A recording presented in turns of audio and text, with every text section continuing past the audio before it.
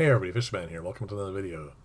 This is Fishman Log number 72, and I wanted to start off with this clip today because on Wednesday I had shown you two female guppies that were very pregnant, and here we are a couple of days later. One of them has given birth, and I have a nice school of guppy fry there. And if you look at the female on the right, I'm going to focus in on her in a second. You're going to see that she's lost that boxy shape near the back of her abdomen, and there you go. And she's the one who gave birth, and I have a bunch more fry now. These are all going to go in with the others, and if you look, there's two that are larger. Those are from the last batch that didn't manage to catch out the first time. That is a difference of a little over a week and a half of growth, and they're doing very well, so I'm very happy with them. Now I've changed over how I've decided to raise the White Cloud Mountain Fry. As you can see, there's two here in this shot. They're doing really well in here. I've since dumped all the fry back into the pond. I'm now adding paramecia, cyclopses, and microworms directly into this tank, and I'm just going to let it go wild. I'm going to let it do as it pleases. I'm pretty sure I'm going to end up with quite a few of those probably in a couple months.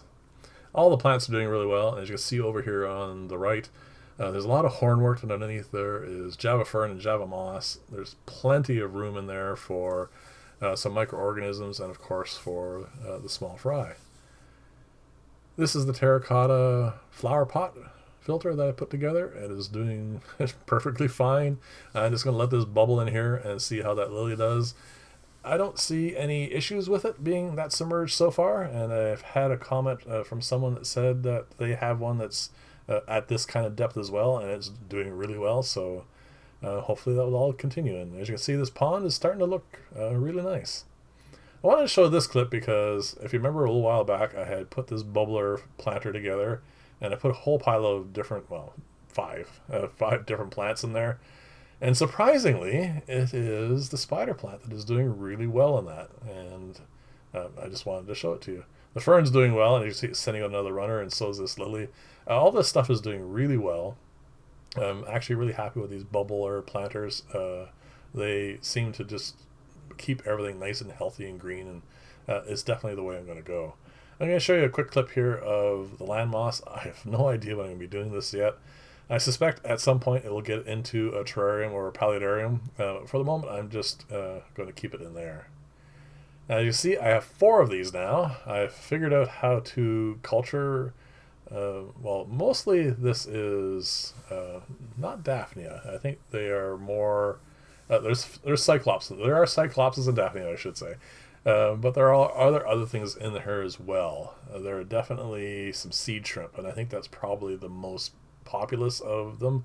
But I have 4, and they're all teeming quite nicely now, and I keep subculturing these, and as you can see, this one here is doing really well. So what I'm going to do is continue to keep subculturing these. I want to get as many of these cultures going as possible, and currently what my plan is I'm to subculture is I have the hay and I have these paramecia cultures going, and what I do is I pour about half of one of these into a jar with half of one of those cultures, and then let that percolate for a few days, and then when it starts to teem, when it gets really nice and populous, then I add, well, go through the process again of subculturing once more. So in time, I think I'll have all those full of culture, and then I'm going to try getting it into an aquarium and have it cultured that way. So here are all the guppy fry. You can see the 2 different ages there, and they're doing really well. I don't think there's going to be any issues with this at all, so I just wanted to show it to you. So here is the new colony I've started, the little breeding setup. The ones I showed you before, they're doing very well. I don't expect any issues with this at all. I just wanted to show you again a clip, a little bit update on this, and I'll definitely let you know when these guys have fry. And one thing I have changed is how I'm feeding my Plecostomus, but I want to save that for next Sunday because this video is already going to be really, really long. This female, as I mentioned, I put down here with the goldfish. She needs to stay in here for quite a while. She's not happy. Having 2 batches that close together definitely was not good for her. So she's going to stay in there for a little while until I'm sure she's fat and ready for, well, to have more fry, of course. So here you go. This is doing much better. It's getting to the point now where that lily is going to really become a nice centerpiece. I figure in about another month, that's going to be really quite nice. And of course, I want to keep showing you little clips of that hornwort filter, so it's also doing really well.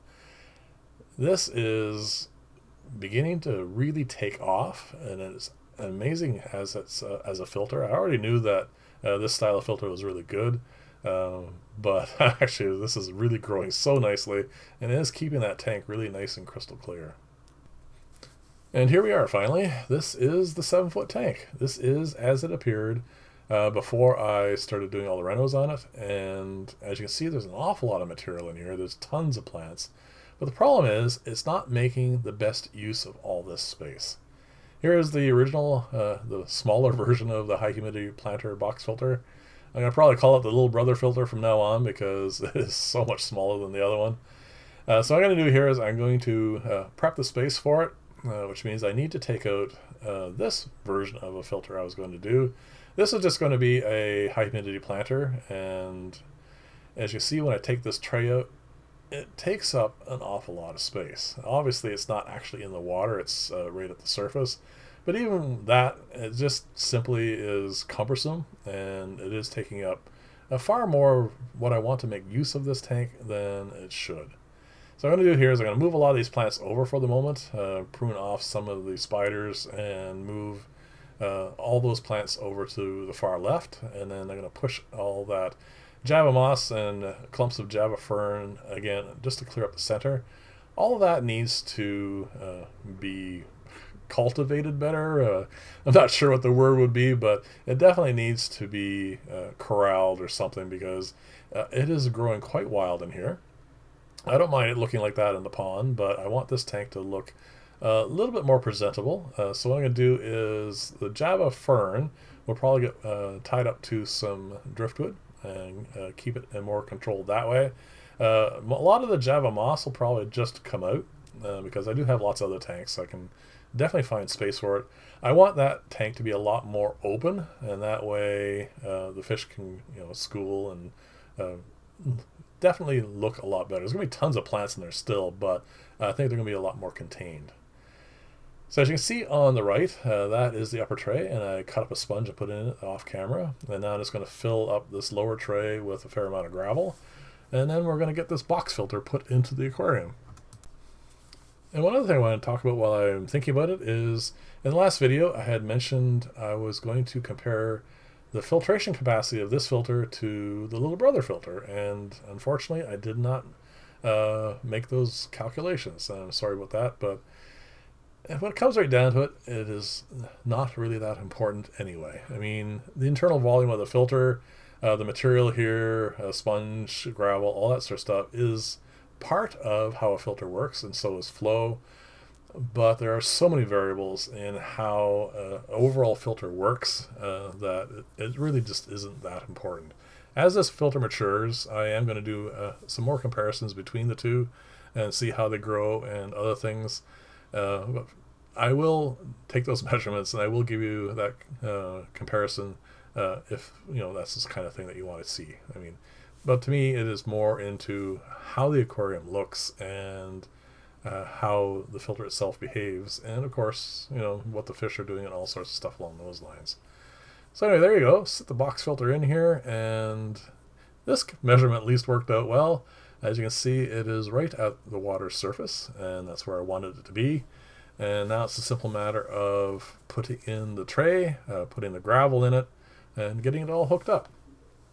Now you can see I've stirred up this tank quite a bit in this process. The problem with Java moss, actually I'm not really going to call it a problem, but it has this ability that if you have a fair amount of it, like you see on the left there, it is a dead space underneath there, and a lot of mulm accumulates, which is useful. As you've seen, I was doing a few videos ago, I was doing some cleaning of the aquariums, and all I had to do was lift up that little clump of Java moss, and there was this nice pile of mulm in there that I could net out. And that is a really good benefit for doing maintenance. But unfortunately, when you have a tank this size, and I had that much space I couldn't reach because of all the material, it got a little out of hand. Now, what I was doing right there is I'm testing to see how easy it is once it's filled up with gravel, as I just did, to lift that tray out and back without any issues with its interaction with the box filter, and it is very smooth, so I'm very happy with that. So what I'm going to do now is I'm just going to put a little bit of Java Fern in here, and I'm going to get the lid on this and put it on the air and get it bubbling and show you how it flows, which is one of the important things of filtration systems. Now, someone asked me to go into a lot more detail of how the water is going to flow through this and a bunch of other variables as far as different types of media, and also the benefits and pros and cons of pretty much every aspect of filtration. Was way too much, obviously, to answer in a comment. I just said I was going to talk a little bit of the flow of this particular filter. If you guys are interested in a little bit more of the pros and cons of filtration media, definitely let me know in the comments below. And if there's at least a few of you guys interested, I'll put up a poll, and we'll get around to making that video.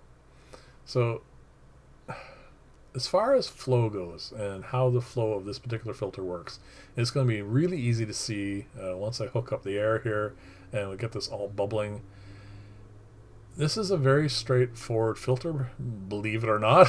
It is not complicated for flow. It is just simply a little bit different than what you would see in a normal filter. So you have two lift stacks, and they are bubbling with water, as you can see, in air, and that is lifting water up into this upper tray, and that water is flowing out through those holes. That is basically the primary circulation for this. The water, can't see it in this one, but you're going to see it in the next clip, goes in through those side holes and then down through all that media into the bottom, underneath that plate, and then up through the lift stacks. That is the circulation pattern. Here's the final clip. You're going to see it quite easily here. And this is now, I think it's an hour and a half later, quite a bit clearer, as you can see. It is beginning to filter all that out, and as of course you see in the mulm on the left, I have to get around to cleaning all that up as well. But it is, if you watch to the right there right now, you can see there's something waving in the current. That is the water coming in through those holes, and then it goes down through the sponge and the gravel, and then, as I said, up through the stack, and there you go. That's how the circulation for this particular filter works. Thank you very much for watching. Let me know in the comments below on all the stuff we mentioned, and see if there's anything that interests you guys about this or future projects, as always. Thank you very much for watching. I'll see you in the next video, and bye for now.